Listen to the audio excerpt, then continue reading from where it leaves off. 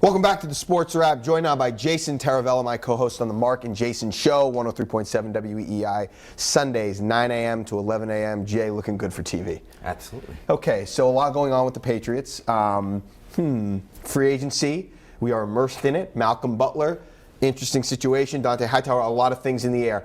What was your take initially on Malcolm Butler and Stephon Gilmore and that whole dynamic that transpired yesterday? I don't like the look of it because I hear all the time about do the right thing, play the right way, do your job, don't say anything, ignore the noise, all the things that you hear about when the Patriots organization is discussed.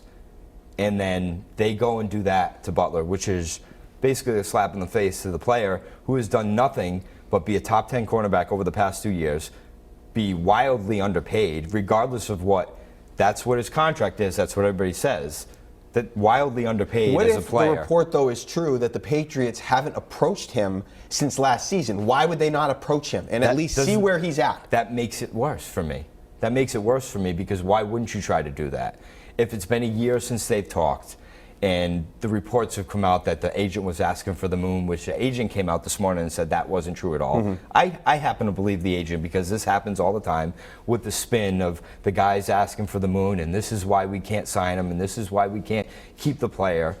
I don't think Malcolm Butler seems to me, I don't know him personally, he doesn't seem to me to be that type of player. He seems to have a good grasp on what his value is as a cornerback. So do you like that they got Stephon Gilmore? I like the player. Yeah.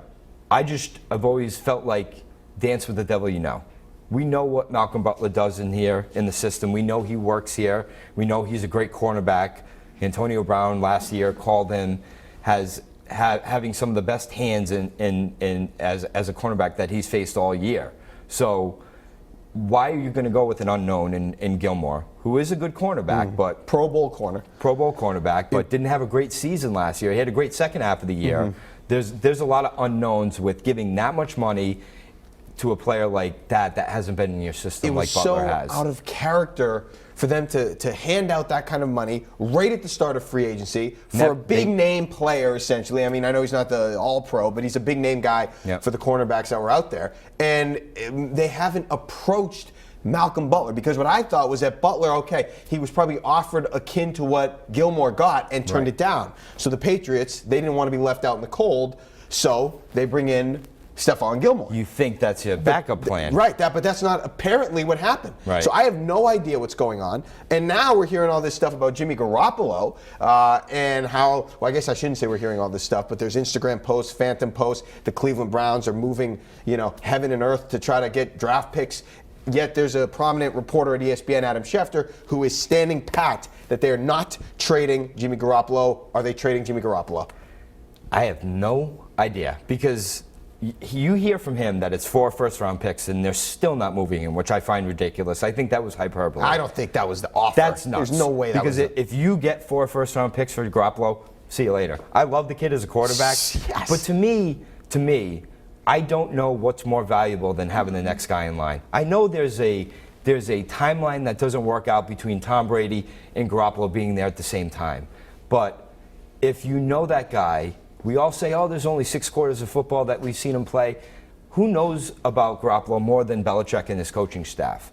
It's not just the 6 quarters of football that they've seen. It's the practices. It's the film study. It's how he's worked with the other quarterbacks. It's how he's worked with Brady. It's how he's worked with the wide receivers. It was eye-popping what you saw in the 6 quarters of football.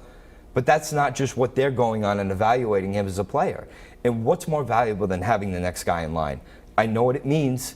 It's almost heresy to say it.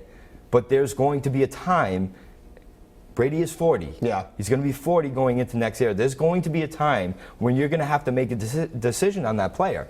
And yes, it is always Belichick going a year early than a year too late. And this is going to be a whopper of a decision that the team is going to have to make. It's not going to be just Belichick. Yeah. Because this is going to be the Krafts that are going to be coming in and making this decision as well. We'll have time to get into this on the radio, both Sunday morning 9 to 11 on our show, and I'll be on Saturday morning as well, in for Scott Cordischi on Saturday morning. What is it? Sports Sunday, Southern New England Sports Saturday on 103.7. So I'll be in for Scott, and we'll have more on this. But it does feel like both Stephon Gilmore and this Jimmy Garoppolo situation, sort of out of character for Wildly Bill Belichick. out of character. So interesting, to say the least, as we go forward. Jason Taravella joining me here on the Sports Wrap, talking Patriots. Jay, thanks. Thank you.